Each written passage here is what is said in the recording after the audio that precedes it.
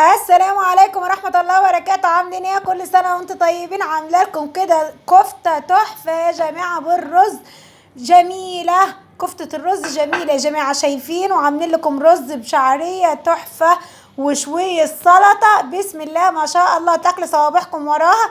تعالوا نشوف عاملين كيف. معانا كده اهوتي مج رز، ومعانا فلفل اخضر، ومعانا بصلتين صغيرين، وتوم، وكزبره، وكمون، وفلفل اسود، واللهم صل على اللي يشفع فيكم.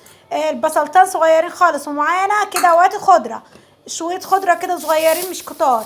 ونصلي بينا على النبي، كل واحد بمقدار ده، مقدار ربع كيلو لحمه، عليهم ايه مج واحد رز، علشان طعم اللحمه تبان وتبقى طعمها تحفه وجميل يا جماعه. وادينا مصفيينها على الاخر، حطيناها كده في الكيس، وهننزل كده اهوت بالصلاه على النبي بالخضره فوق الرز كده اهوت، عشان نطحنهم عندي ايه جزار، ويحط لنا اللحمه. اللهم صل وسلم على سيدنا محمد. هيفرمهم كده مع بعضيهم، وهنحط الفلفل كده الاخضر، كل واحد على حسب رغبته في الفلفل السخن ولا بارد. والبصل كده هنقطع 4 شرايح كده اهوت، بصلتين صغيرين خالص، وكم فص توم بتاع 5 6 فصوص توم كده صغيرين، والكزبره والكمون والورق اللوري والفلفل الاسود كله كده اهواتي.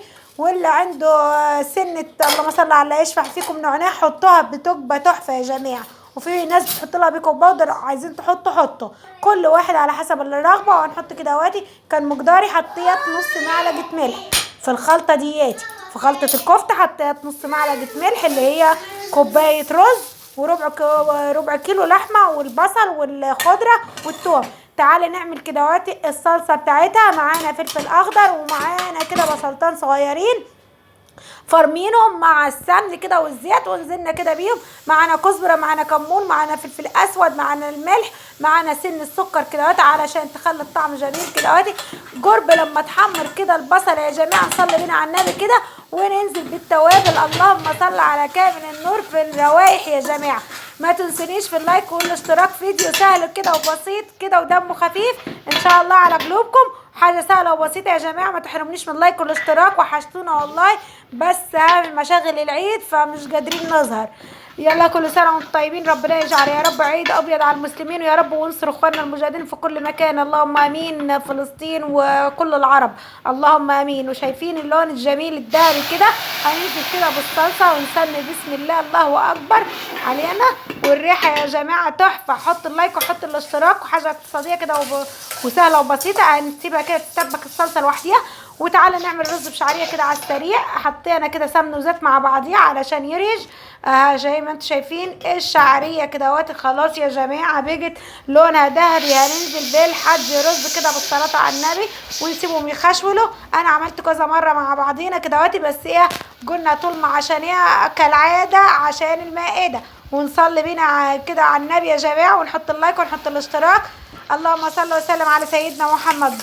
وننزل كده بمرقه، وننزل كده اهواتي بربع معلقه ملح.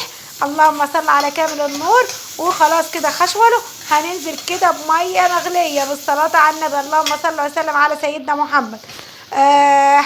الكتل كده نزلنا بالميه المغليه، طلعنا باكل الصابع من الرز خلاص. وهنوطي عليه كده اهواتي، وكده كده الميه كانت سخنه، هنوطي كده عليه ونسيبه يطب مع نفسه كده. اللهم صل وسلم على سيدنا محمد.